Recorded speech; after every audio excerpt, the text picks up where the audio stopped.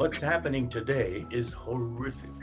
It is terrifying, but it is traditional in America. We do need people in our own community to step up and stand up and say, okay, we're going to address this. Once we got Crazy Rich Asians, people were like, why do you want more? Like, is this not enough? I mean, that's how racist that is. It's like the idea that people are gonna say, why do we need another one? Why do we need like 48 Transformers movies? Like, I would love to see Chloe become the first Asian woman to win Best Director at the Oscars.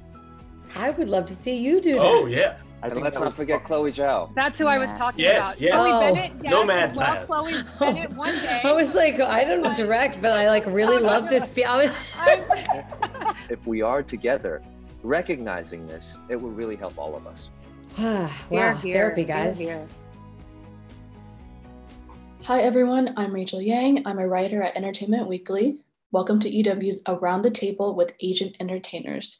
I'm so excited to be joined today by an amazing group of people. We have Olivia Munn, Dianne Doan, George Takei, Chloe Bennet, Dae Kim, and Kondabolu. I'm so honored to be able to talk to all of you about not only Asian visibility on screen, but the issues important to us in real life. And this conversation is more pressing than ever, given the rise in anti-Asian attacks and hate crimes during the pandemic. But the goal is to talk about long-term actions and changes. So it's not just a moment, but a movement. So thank you all for joining me today.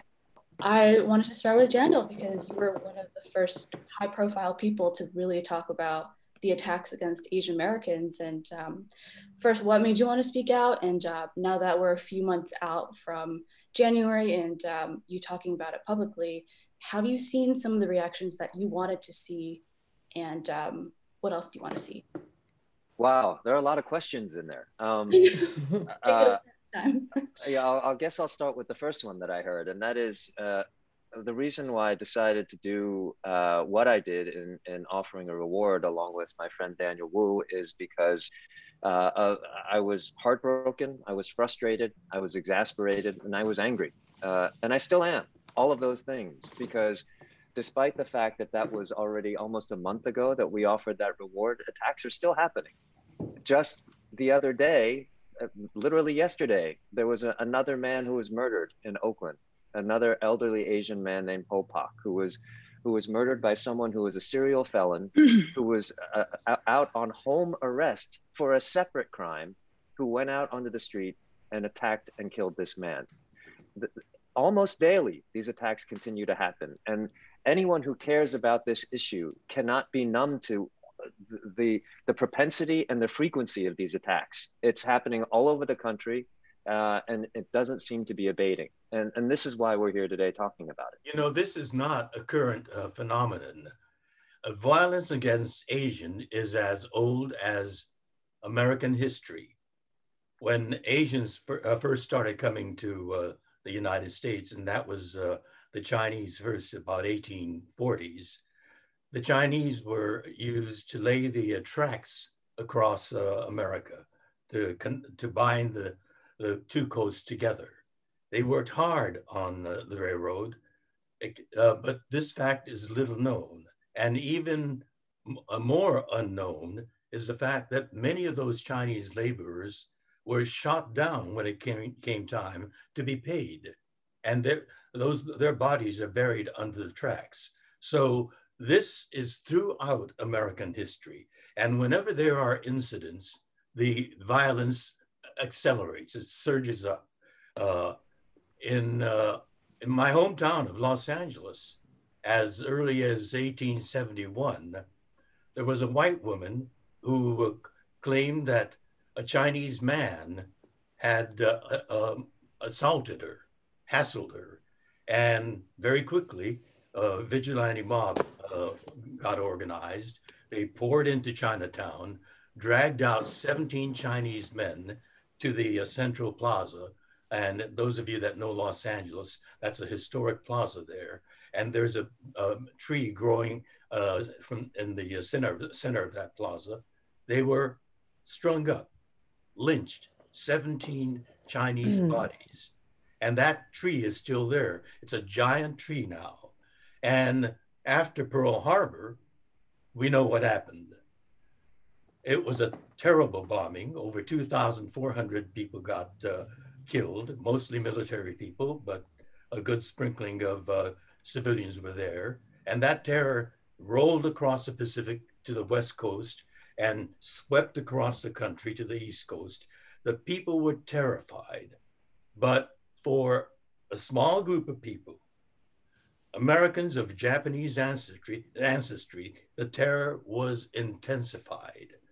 People started throwing bricks into our windows, graffitiing our cars and our homes. Shopkeepers had bricks thrown into their window. That terror was all across the country. And we have people that we call leaders, but under these circumstances, those leaders become followers. In the state of California, we had an attorney general named Earl Warren. I think many of you will recognize that name. He eventually became the Chief Justice of the Supreme Court, but he was the Attorney General, the top lawyer in this state. And he made an amazing statement. He had his eyes set on the governor's seat. He wanted to run for governor, and he needed to gin up an issue. And he saw that the lock up the Japanese issue was the hottest issue. And so he made a statement from Sacramento as the Attorney General. He said, "We have no reports of spying or sabotage or fifth column activities by Japanese Americans." And that is ominous because the Japanese are inscrutable. You can't tell what they're thinking. So it would be prudent to lock them up before they do anything. It's a precautionary move. So for this Attorney General, the absence of evidence was the evidence. He was supposed to be a leader, but he was galvanized by the turmoil of the time. And the same kind of turmoil went all the way to Washington, D.C. and reached the presidency of the United States. And Franklin Delano Roosevelt, on February 19th, signed Executive Order 9066, which ordered all Japanese Americans on the West Coast, from Washington all the way down to Southern California and a part of Arizona, to be rounded up, categorized as enemy alien, which was absolutely untrue. We were not the enemy. We had nothing to do with Pearl Harbor, and we were not aliens. I was a child then, 5 years old. My brother was a year younger, and my sister was an infant baby. We were born in Los Angeles. My mother was born in Sacramento. My father was born in Japan, but he was brought to San Francisco when he was a boy and reared and educated, went to college in San Francisco. So he was an American in every sense except birth. And because of Pearl Harbor, again, like Earl Warren, with no evidence, we were rounded up, 120,000 of us.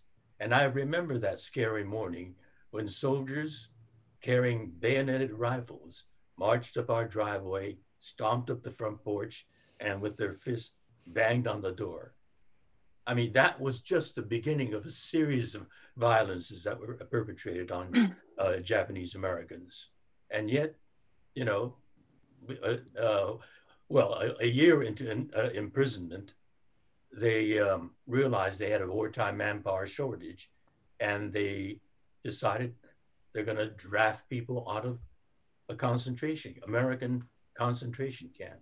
So there was that, you know. Then in the 80s, when the Japanese automobile industry made an impact here and on employment in Detroit, a Chinese young man was in a bar in Detroit celebrating his bachelor party, and two unemployed auto workers started an argument with him, thinking that he was Japanese. He was Chinese. And so he left the bar, and the two guys followed him out, and with a baseball bat, beat him to death. And when the two guys were dragged into court, the judge said that he understood the pain of unemployed auto workers, and he gave the two murderers probation and a $3,000 fine. It was so outrageous that it galvanized the entire Asian American populace in the country. I remember flying over to Detroit at that time. So what's happening today is horrific. It is terrifying, but it is traditional in America. When an event happens that has to do with Asians or Asian Americans, and in this case, it was that has-been president who constantly used that phrase, Chinese flu, Wuhan flu, or Kung flu, that these uneducated people take it out on the most fragile, vulnerable people in the community, the elderly. They are cowards, and cowards are throughout American history. And that's when these events happen, they're the ones that swell up in this violence against Asians and Asian Americans. Thank you for that perspective. That was very well said. And I know some of you have also reacted to President Biden's statements and remarks that, you know, is very different from the last president. What was your reaction to seeing the president speak out for, you know, Asian Americans? The contrast was so dramatic. I mean, it was inspiring, it was galvanizing, and certainly heartening. I mean, it's necessary, I think, especially when it comes from up top. You know, I think about post 9/11, it was South Asians, Arabs, Muslims, anyone really with dark brown skin, especially Sikhs in the Indian community, who took the brunt of that violence. And you know, you had Bush initially not saying anything, and then eventually finally stepping in and saying anything. But while that's happening, you have the government targeting South Asians, Arabs, and Muslims. And so when people see that from up top, and they don't have any other images in their media to balance the images that are being shown in the mainstream media or said by the president, that's when, you know, you just kind of stir the pot. And that's the situation we were in with Trump. And Biden is at least attempting from up top to say, like, these are fellow Americans. This is not, you know, this is anti-American. It's cruel. And again, it reminds me of post 9/11, because after 9/11, we were all dealing with the fear of terrorism, right? And we're all like have that anxiety over. As a New Yorker, I will say that certainly was there. But then it's like, okay, now I have to worry about terrorism, and I have to worry about my fellow Americans hurting me. And that's what it feels like again now. I have to worry about COVID, right? And then, you know, and my East Asian brothers and sisters also have to worry about, in addition to COVID, they have to worry about getting hurt because they're getting blamed for something that makes absolutely no sense to blame them for. Right. I think, Olivia, you've talked about that too, of like having the COVID pandemic weaponized against Asian Americans. Can you kind of talk more about that? Scientists encourage people to use the scientific terms when it comes to any virus, and they encourage them not to associate any virus with a place or a country. And I do believe that the refusal to do that is the direct cause of what we're seeing now with all of this violence in the world. Hari and Olivia, you've talked about how there's sort of some people don't want to immediately label certain attacks as hate crimes. And Hari, I know you've talked about how there is a high bar for hate crimes against Asian Americans sometimes, but a low bar for terrorism. People are so quick to jump and say, oh, that's a terrorist thing. Yeah, I mean, I think that, you know, and it's not just hate crimes for against Asians, it's hate crimes in general, right? I feel like hate crimes, that kind of racialized violence, is the original terrorism of America, when the Europeans came to this country, like, is it not a century-long terror campaign against indigenous people? So, that fear within communities of color, that to me is terrorism. What does terrorism do? It frightens you. It makes it hard for you to function normally. It restricts your opportunities and chances. It makes you unable to go outside and function only for fear. When after 9/11, there was that fear of terror, and that's why terrorism was effective, against Americans in that situation. We were all frightened of it.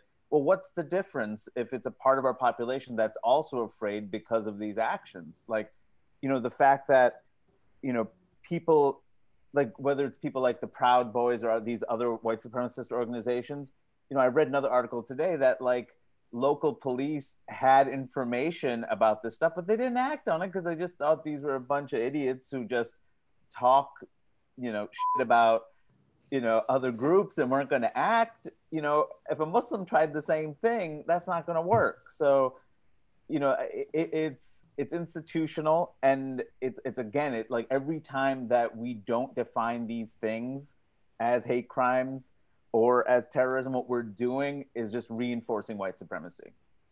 Well, I'll say that also, a big part of it is the underreporting, right? Especially in the Asian community.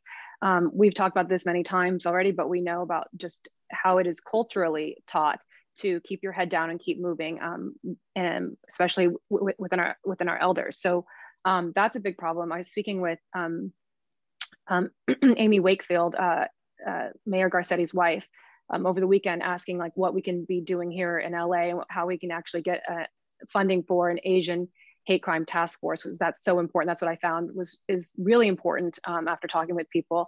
And it was really great to hear how she understood how much underreporting is happening and how important that is. And then this morning I was speaking with Linda To, and Linda, her mother, Nancy, was the Korean American elderly woman who was attacked in New York recently. It was interesting because I'm talking with her, I'm trying to see how I can help her mom, because her mom was attacked, unconscious, woke up in a pool of her own blood after being attacked and headbutted by this man who was then arrested. And it's interesting talking with Linda, her mom doesn't want any help from anybody. She's upset with anybody asking her if she wants help. Her nose is completely collapsed into her face, and they don't have any money. They're struggling themselves, and and I asked Linda if they would allow me to help, and she is accepting that help, which is great because her mother needs help right now. So she's at the emergency room and getting the CAT scan, all against her will. Like, her mom doesn't want to do it. She wants to keep her head down and keep moving. She doesn't like the attention. And that's an interesting part of this whole thing, when people think that nothing's happening to Asian Americans. Well, the ones that we are all trying to amplify so that people understand what's happening to our people, like, that's just a fraction of what's actually happening. Think about all the ones that no one is talking about. And thankfully there are people like Linda to take her mother and force her to go to the emergency room. But all the other people who go home and just try to bury it because that's what we've been taught. Our grandparents and our parents were all taught to be good second-class citizens. And that's a huge problem in what we're facing right now. The underreporting is, to show you how systemic racism is, the underreporting is also because there's a lot of people who are immigrants who have questionable status or worry about their status, so they won't even report because of fear of authorities, even when the authorities are like hospitals or police officers or anyone who's supposed to be accountable. So I think, it runs so deep. The psychological effects of racism that we've experienced for generations, and the immigrant mentality of putting your head down and being that model minority, which has been perpetuated by white supremacy, is to not talk about it. And that's why these past few months, I think it's been an incredibly powerful wave of momentum, and really kind of special to see our community get together. This is not something that would normally happen. And really use this momentum to address the culture within our community, not just the culture outside of the community, but like how we can inspire our elders and people who might otherwise not want to speak up, and really let us help them, if that makes sense. Yeah, for sure. I also wanted to bring this to your own life of, has all of this changed how you navigate public life when you do go out during the pandemic times, and has this made you kind of contact your family even more and just worry about your family even more? Like, how has that been to navigate these past few crazy months? On top of what we were talking about, potentially contracting the virus, but having hate crime put onto us. In terms of elderly, it's checking in with my family, realizing, trying to find what modes of protection they can carry, especially my mother. And we're going around our daily lives, and it's dehumanizing. And,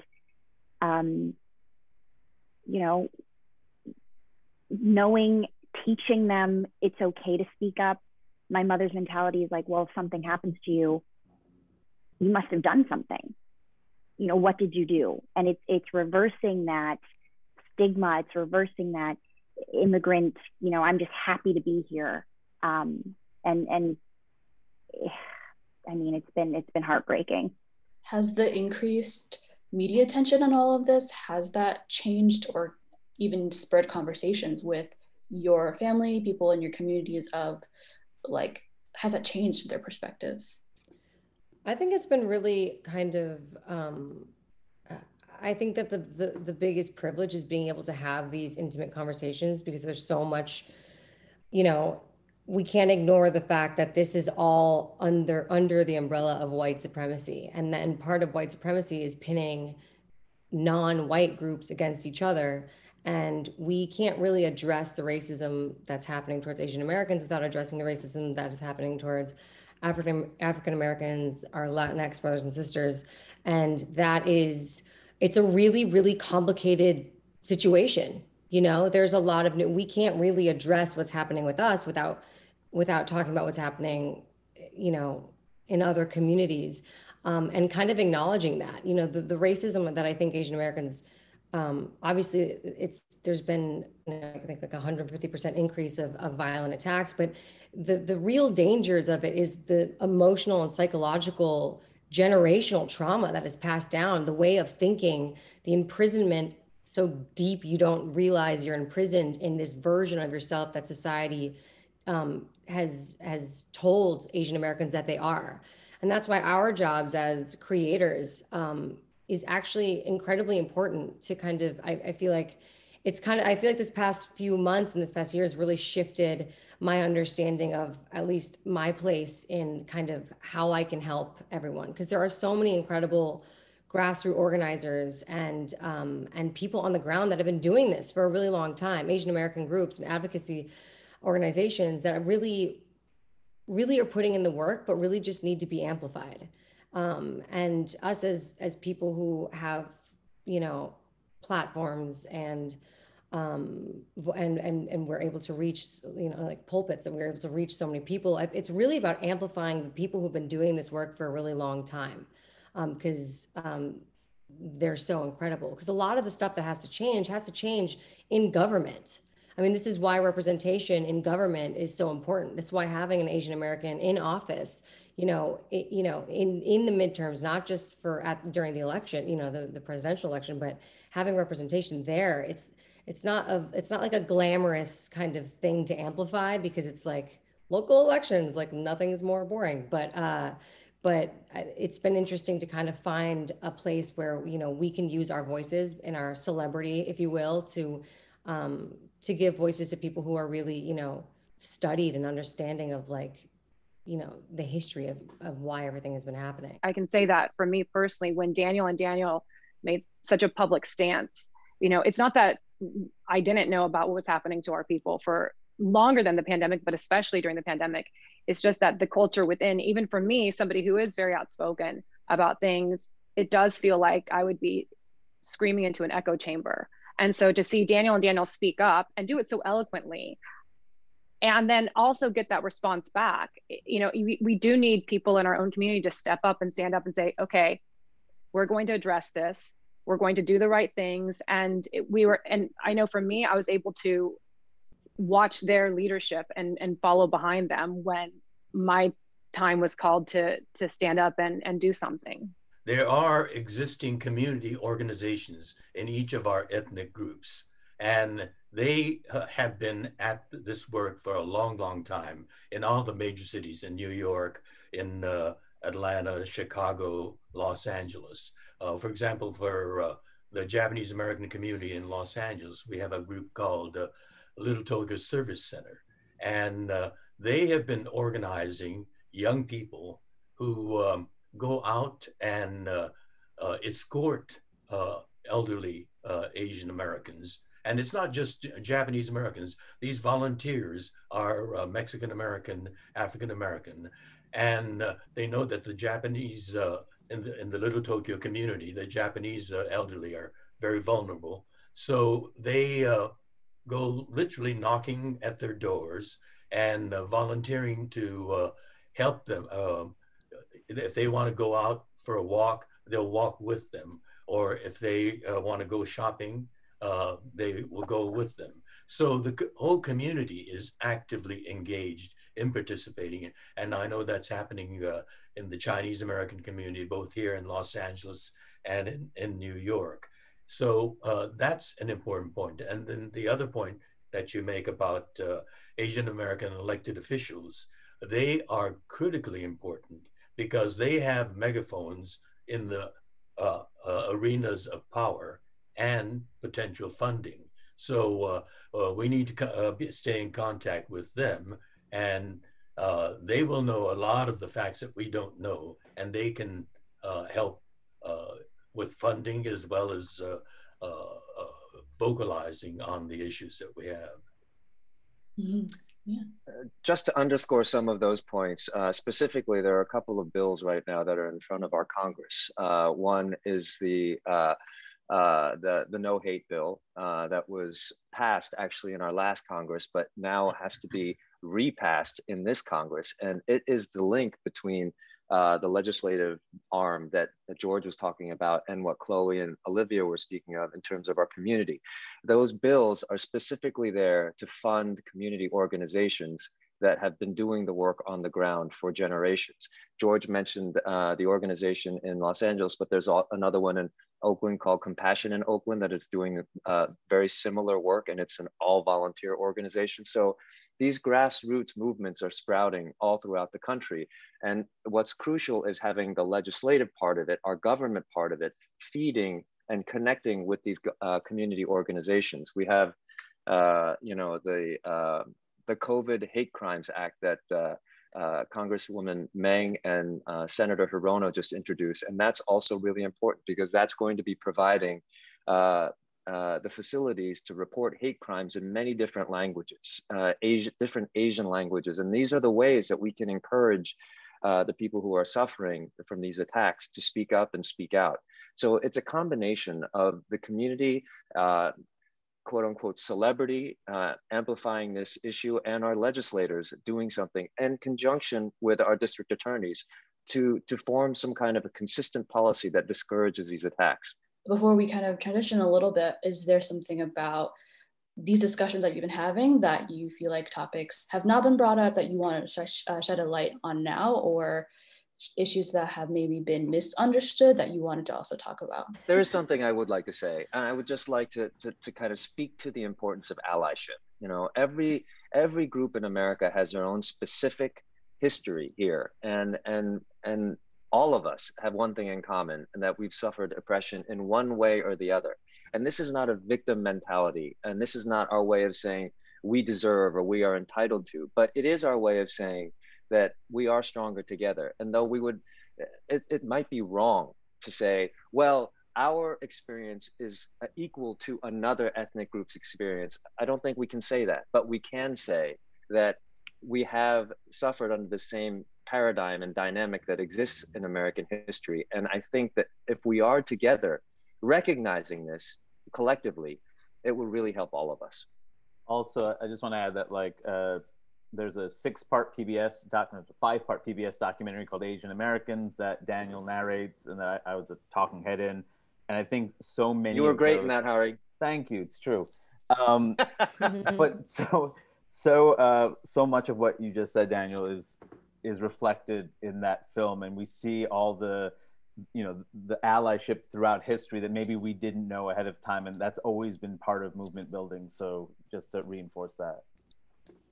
And that's part of the education element that hasn't been spoken of yet. It's really about all of the points in history that George brought up. There are those and many more that make us a part of American history that we've just been invisible to, like the fact that, as George mentioned, as the railroad was coming together in Ogden, Utah, there was that famous photo of the golden spike that got pounded into the tracks where they connected. The fact that this is a little known fact, but Asian Americans, all the Chinese American workers were told to get out of the frame of that photo. So that's why you will never see any Chinese Americans in the photos of the completion of the Transcontinental Railroad. These are the facts in American history that deserve to be a part of not just Asian American history, but American history. And that's an element that needs to be focused on as well. I did not know that. That's a crazy, that story about that photo, that's so emblematic of just the Asian American narrative and how it is, wow, I love that. It's true. How does the movement for Asian American rights sort of intersect with sort of the increased Asian visibility on screen? It's more like how doesn't, I mean, it has to intersect, especially now with media being everywhere, with, young people, everyone having access to like information, having access to content at all times. Representation is more important now than ever. It's crazy to be on this Zoom and see people here that I've been watching for a very long time and just that have been so inspiring to me. But it's having stories told that are authentic, and having the people on screen, and more important, equally as important off screen, telling those stories is everything. I think it's why I think we're all here. I think also encouraging that within our community, encouraging the arts within the Asian American community. I think I think it's, again, goes against a narrative of an immigrant mentality of like putting your head down and doing the work. Definitely being like an actor is not the, not the choice occupation for a lot of families, but inspiring that within the community as well. I remember I've had this conversation with many actors in my business, and I had a few years back, I had a conversation with an actor friend of mine who is a white man who is pretty much on an offer only situation and in movies and successful, and he really didn't understand what I was, that there was prejudice. He was adamant that there is no prejudice, and his whole argument was that it's down to money. He's like, Olivia, this is a business. It's about who brings in the most money. And I said, yes, I understand that. However, white men are continually put into positions to have their quotes and their numbers and their Q rating be higher because they keep getting these opportunities. So yes, your Q rating is going to be higher than this Black actor, this Asian actor, because you keep getting these opportunities. We need people who are in decision-making positions to want to do something more than just make money. That we have to understand that our position in this world, when we have the largest platform in the world and the largest megaphone to reach out to so many different countries and people, that we have to have people who are in those positions wanting to make a change. And also knowing that can and does come with a big monetary reward as well. It's just that it's so interesting that, the people that I speak to, they don't understand. They're like, well, I struggle, or I'm not getting the offers that I want, and I'm a white guy. And I'm like, yeah, but it's already set up for you to succeed. It's a Sisyphean task for the rest of us. And you have a path all the way up. If you can just hit your marks, you can rise to the top. The rest of us are down here simply supporting you.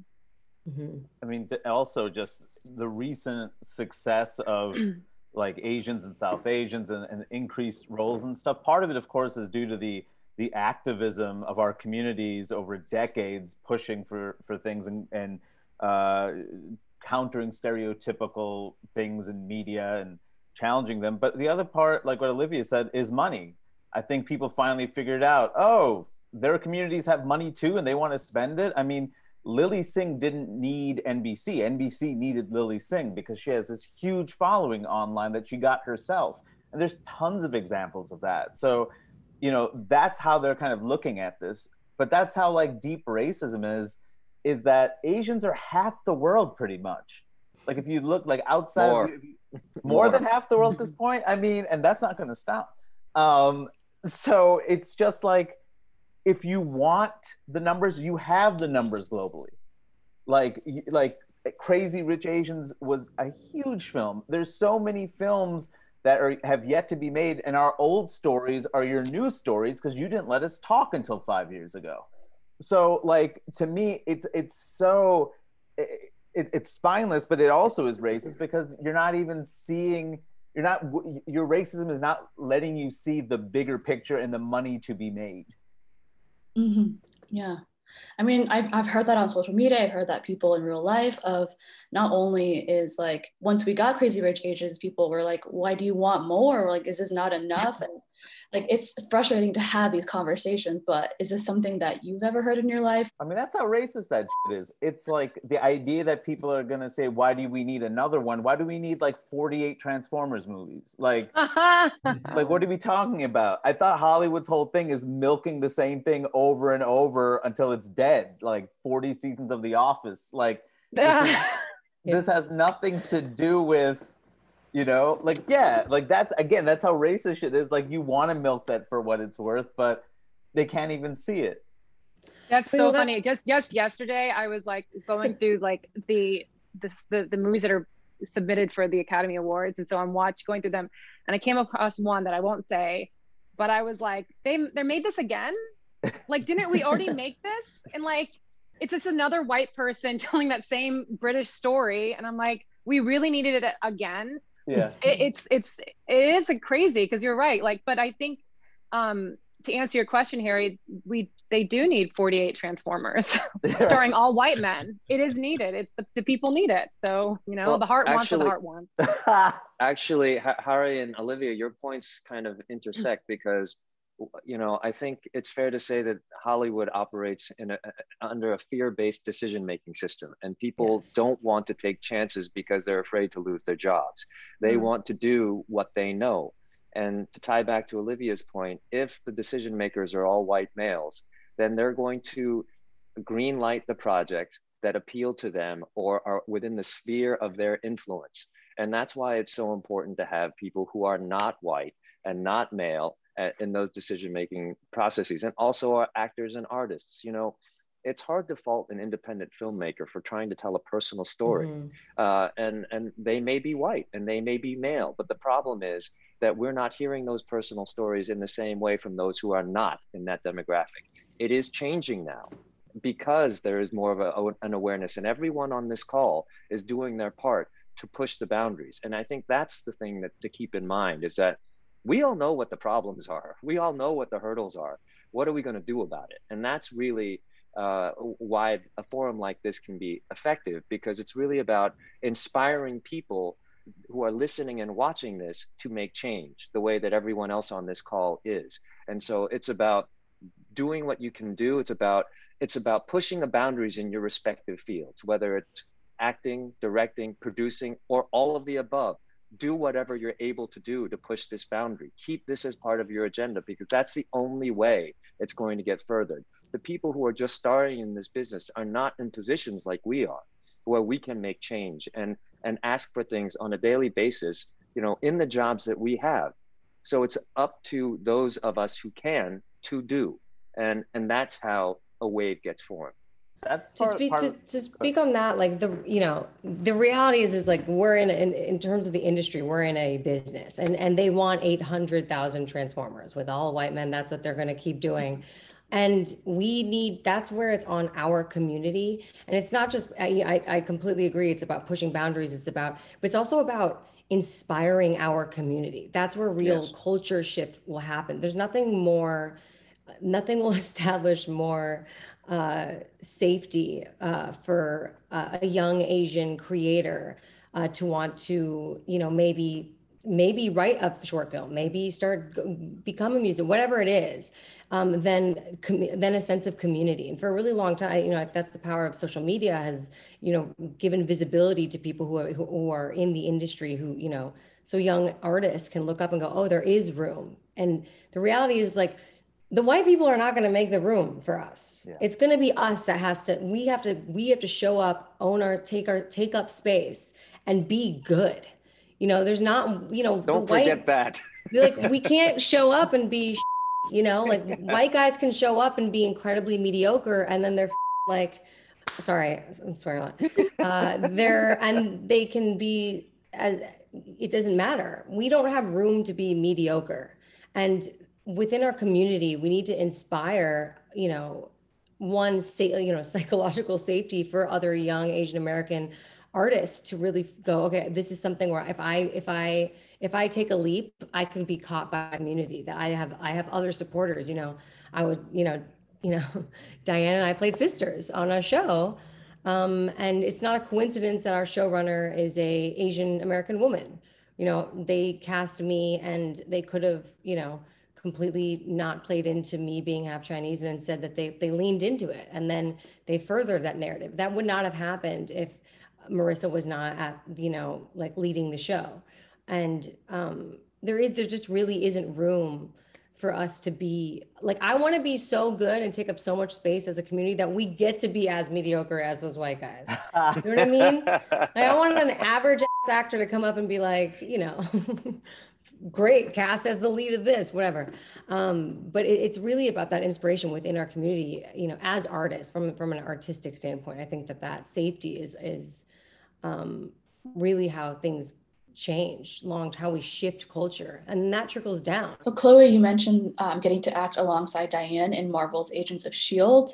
I know JVC Leslie has been outspoken about how she received backlash for her casting as Batwoman. Did you hear any of the same comments from Marvel fans for your casting? Like, I would say my experience is different. I mean, I'm white passing, I have that's something that, people kind of know, if you're Asian, that I'm Asian, but I also, some people, that's the kind of the reality of the situation. I don't think I had a lot of backlash, just because the story was a little bit different. But I mean, obviously there was a lot of, it wasn't as, it's all a kind of the little moments, if that makes sense. It's all of the in between, the comments from, Olivia, you played a superhero. Like, there's sometimes people just see it a different way, and they wanted it something else, and people just want their opinions known.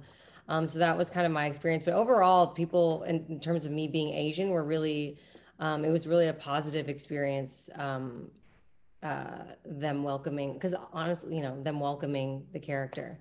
But I don't think I have the same, I have to be honest about my experience as, as being white passing. When you are a minority and a person of color, I just think that the criticism is just, it's harder, and there is not much of a filter on it. And I think that like there isn't a lot of support. Like, whenever I see something happen in the news about, like, what was that? It was like when some Marvel superhero said I can't remember who it was like, doesn't want to talk about something. And then all of the Marvel superheroes, like, they all gather around him and they're like, leave him alone.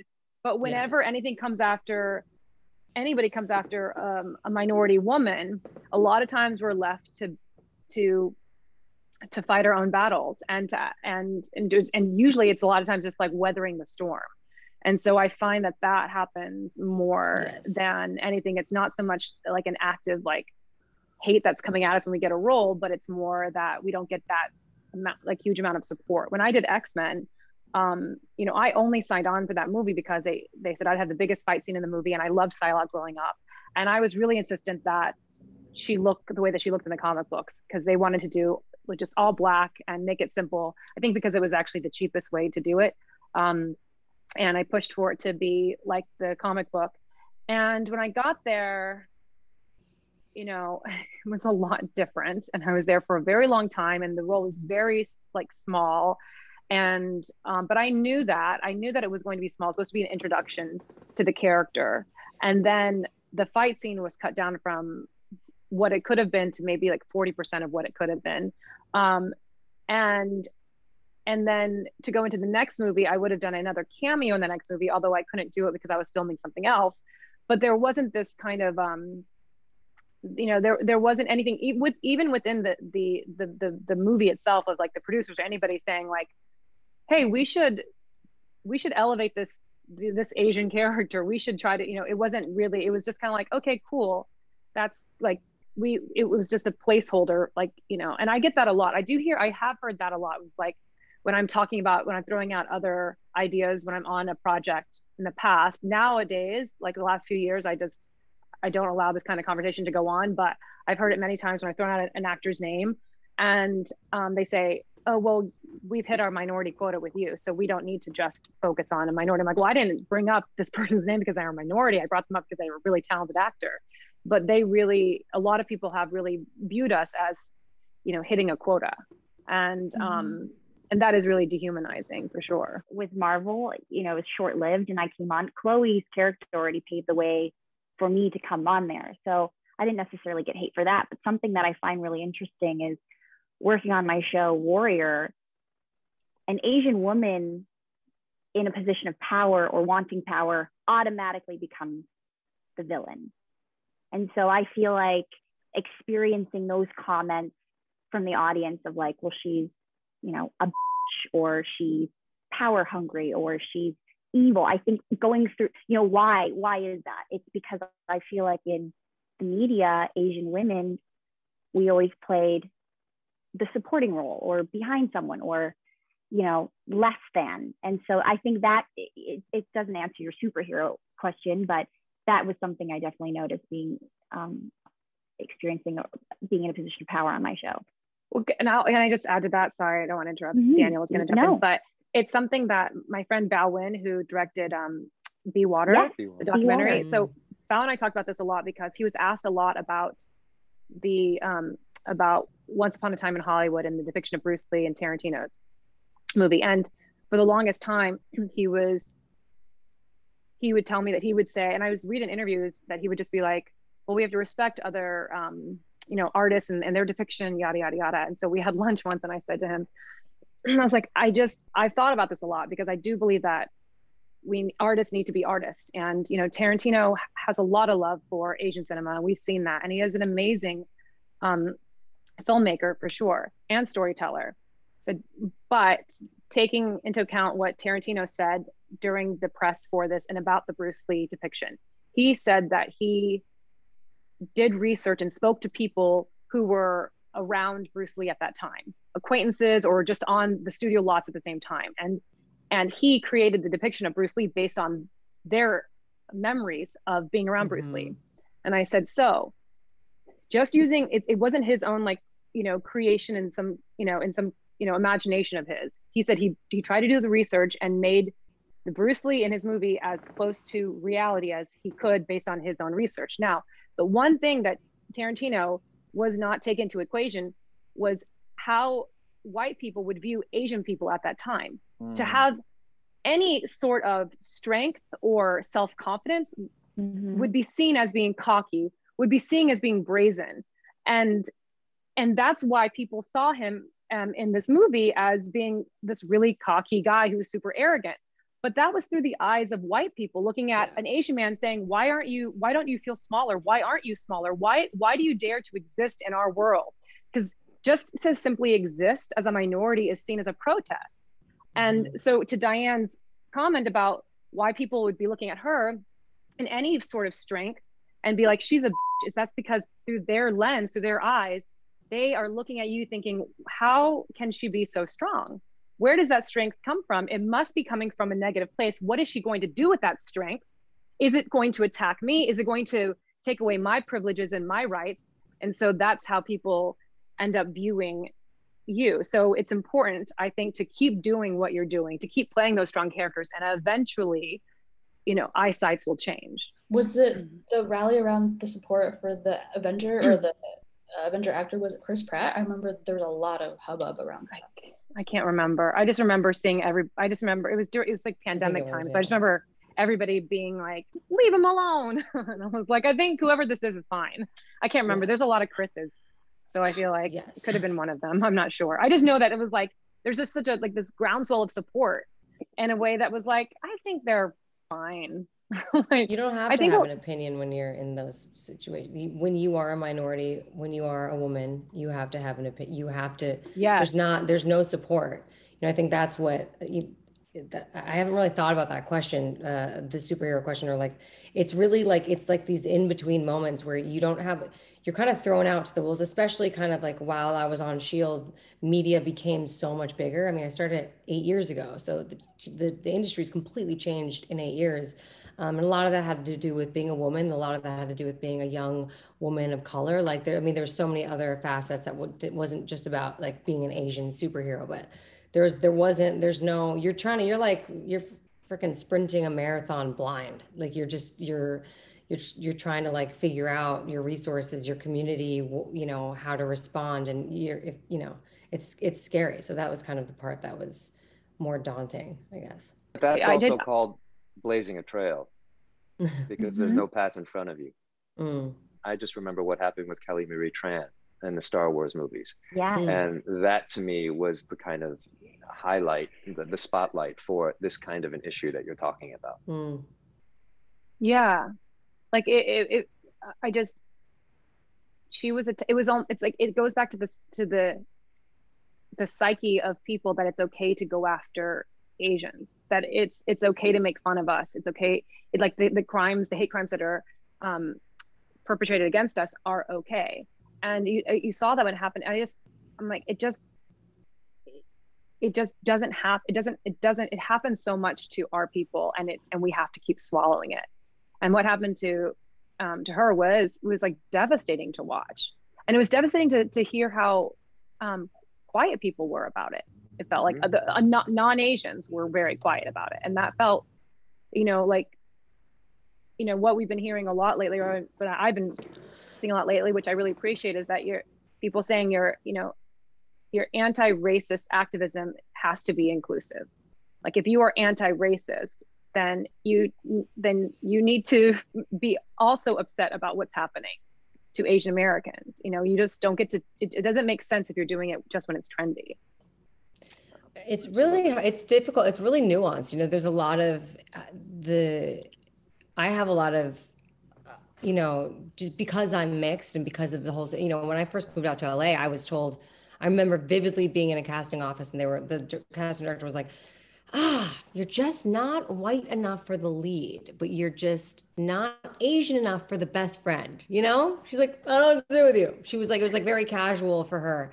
And I remember just like absorbing that as like a 17-year-old and being like, she's right. Like I'm not, there's no like, there was no Asian lead female like that at the time. Like there was no, whatever it is. And I remember just like really believing that. And then, along the way, because I am half, I remember just being like, I'm so frustrated. And this is a privilege. This is the kind of the nuance of that, which is like, you don't just to go out for an audition just be you or show up as an actor. There's so much more, because so much is not written, before. At least things are changing obviously now, but things were written as very like, and then this person, the role wasn't like, there wasn't a lot of room for people to just kind of come and own the part, whatever they looked like. And I really, I'm Chloe Wong. The only difference is I just wanted to stop being reduced to, like, being half Chinese is a big part of who I am. I lived in China, I speak Mandarin, but it's also it's not everything. And what white people don't realize is that they don't have to be reduced to this one facet of themselves constantly or put into this box. And when my dad's first name is Bennett, and Chinese culture, your father's name. And I, for one audition, just was like, it would be cool to just kind of be relieved of that and see what people think. Nothing about me, and I got that first audition, and that's kind of what, and then it kind of, propelled me in a direction. And I've struggled with that kind of self-whitewashing of myself, to be honest, for a while, because nothing about me changed. It was only people's perception of me in that room, in that moment, and that worked. And I felt a lot of shame around that, throughout the past several years, because I didn't legally change anything. I'm Chloe Wong still. But that feeling is something that I never want other Chloe Wongs to feel. I don't want that to happen again. And that's the kind of nuance of what this particular type of like pigeonholing and racism does in like little ways. And, I hate the fact that that's kind of how it is now, if that makes sense. That happens a lot in the African American community too, and the Latinx community. White passing is a whole different space, from being completely passable or non-passable as a minority. It's there's a story there for sure. A series, a movie, maybe both. Let's make it. I can't believe someone told a 17-year-old that, but I guess I can't believe it. I don't think that you should hold much shame and guilt over that, because you did the best with what you had in the situation that you were in. It helped you, and it helped you create a career, and it doesn't take away your Asianness at all. That was the world that we were in. And that's a survival technique. And that's something that you had to do. It doesn't take you away. What you were doing, you were playing into the hand that they had. And, these people were seeing you one way, and it changed. It says a lot more about them than it is about you. You were just trying to, I mean, it's hard enough in this business to come out here and just like try to get in a commercial agent, like you try to do anything. I mean, there was a point when I was like, oh my God, why am I not wearing a Carnegie Mellon sweatshirt? I didn't go to Carnegie Mellon, but I thought I should have had a Carnegie Mellon sweatshirt, because who would wear a Carnegie Mellon sweatshirt if they didn't go to Carnegie Mellon? And I would go into every audition with my Carnegie Mellon sweatshirt, and I would get every role. I thought about that only afterwards. It's a great point, though. It is a competitive business, and that often gets lost in conversations about race, and that is that. And so it's not easy sometimes to find community among actors, because very often we're competing, quote unquote, against one another to get the few roles that are out there. And so I think it's a real watershed moment that the entire community is galvanizing around this issue and looking beyond the system that has brought us against one another this way. And so that's another reason why this moment is important. I appreciate that, Olivia. I mean, it's why I've, dedicated so much of my time to, giving voice to Asian Americans and using the platform that I was able to, it's really hard to make it out there. So it's using that platform and really like advocating for other people. That's been, Yeah. And by the way, so many people here are like paved the way for me. Yeah. I mean, and it's crazy. And it's hard too, because when you are like, for example, like just taking from this conversation now, like I would hope that Entertainment Weekly doesn't have a headline that's like, Olivia wonders why one of the Chris's gets so much support. Like, because that's what happens. And then they're was thinking that too, actually. That never happens. Does it, Olivia? I was literally thinking that. I was like, I hope they don't take that from this. So you're like, how dare you? How dare you? He needed our support. I'm like, all right. Well, I was just saying that like there's a groundswell support for one, but that's what happens, and that's what happens oftentimes because when you are a woman, you are more clickbait, and there is this like collective unconscious to tear us down. And when you're a minority woman, there is less of a groundswell to support you. It just is that way. And also, when you're a minority woman, we have less jobs. As a minority person, we have less jobs. So when something happens to typically a white person, right? They kind of put their head down and they go right into their next job, and then they keep working. Where us, we're like, we can't really hide from it, and we're still looking for our next job. So it's harder when things happen to us because we don't have it. We don't have this like a deep bench of work set up for us already. You know, we're still hoping that one will get us to the next. So when there is negative press in any way, we don't have our work to usually hide into. And so, you know, it's so much more nuanced than just like, you know, Chloe had to change her name. You know, it goes deeper than that. It goes deeper into and how long it follows you and how people see you for so long. How much do you all deal with white dudes mostly telling you you're so lucky, you're a person of color, they're looking for you now, it's so much harder being a white guy? People kind of assumed that it was going to be like, and then this is going to happen. And it's like, oh, no, like you still have to pay all of the things, you know. Now it's a question of, you know, yes, the answer is yes. There's so many people who are like, well, it's good that you're a minority, like, good for you. You're like, okay, it's just all the time. Yeah, I think we all can. Yeah. Very as recent as last year, it was, oh, we'd love to meet you. You know, you're hot right now. Asians in general, not me in particular, but like being a minority, and then going into the room and just speaking with them, and I'm not going to say who, and then finding out that I'm Vietnamese Canadian. They're like, oh, but we're looking for a certain type of Asian. So if you by any chance take a 23andMe in the next 24 hours and find out I'm not even joking, you find out your X, Y, and Z, give us a call and we'd love to audition you. So it's because they wanted you to be a certain Asian? They wanted me to be 100% Chinese. And I said, look, I'm Vietnamese. There's a part of me that's Chinese somewhere in there, but I don't identify. And it's also so crazy because to me, I don't know if they were white or not, but it seems like that's a white thing to say, because just from our community, we support all of us, all Asians, because until we get to play all the roles, then we should be able to play the roles that are like specifically for us, and we don't have to get into the sub races and ethnicities within it. And that's just such a crazy, like, white person thing to do, especially since white people can play all of the roles and then we get to support them. But it was that behind that was that fear of whatever this cancel culture was. We don't want the backlash of hiring, you know, a non-specific race. There's so much work to be done in terms of casting. I was going to say that I'm Chinese and Vietnamese from my 23andMe. So if they're still casting, I'll send you their contact.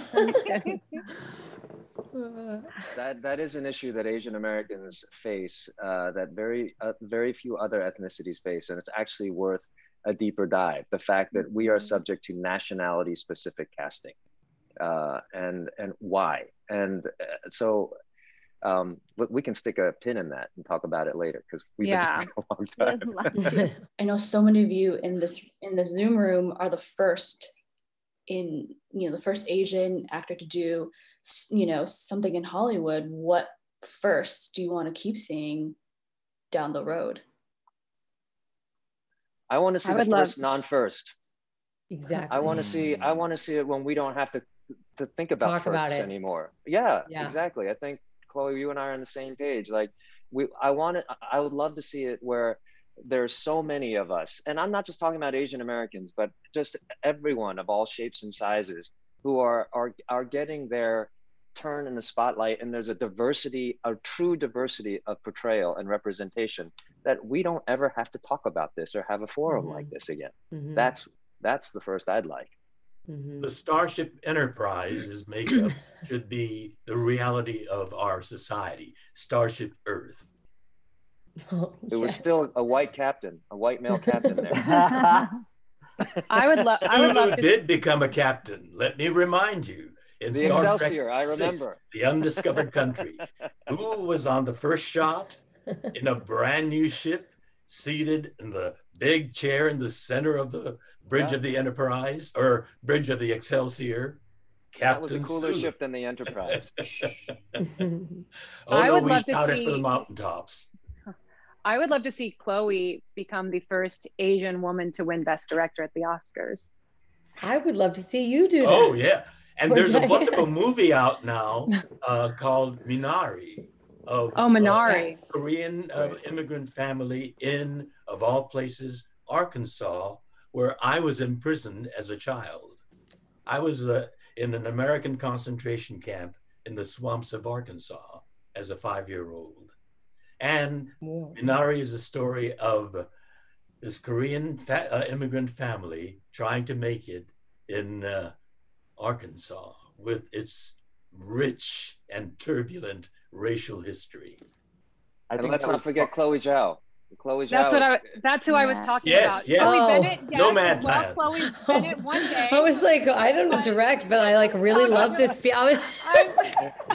I was talking about Nomadland, but also Chloe Bennet one day. I would love for you to. I was like, yes, Olivia with this female support. I was like, yes, queen. But I then obviously Chloe Zhao. It's so funny. I think a lot of us had the experience of being on set and being the only one who looks like us.